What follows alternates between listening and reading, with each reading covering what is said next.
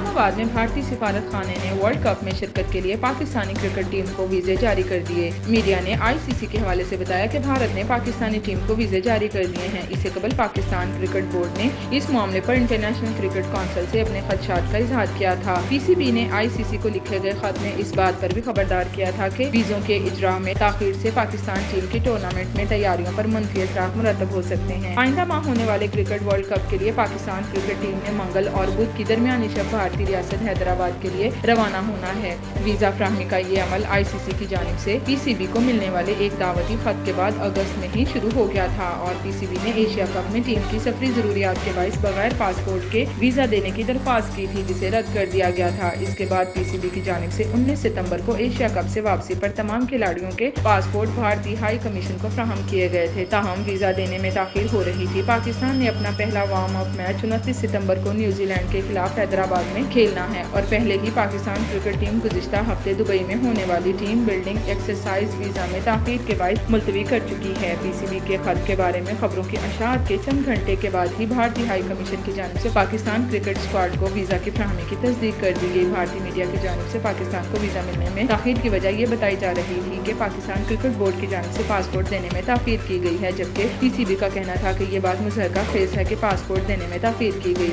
PCB کی جانب سے ICC کو لکھے گئے خط میں کہا گیا تھا کہ اگر اس طرح کی تاخیر پاکستانی ٹیم اور PCB کے اہلکاروں کو دیکھنے کو مل رہی ہے تو پھر اندازہ لگایا جا سکتا ہے کہ پاکستانی مداحوں اور صحافیوں کو ویزا درخواستوں میں کتنی تاخیر ہوگی۔ خط میں کہا گیا تھا کہ پاکستان میں بھی اب اس حوالے سے دباؤ میں اضافہ ہو رہا ہے اور دنیا بھر سے مداحوں کے ویزا کے حوالے سے شکایات آ رہی ہیں۔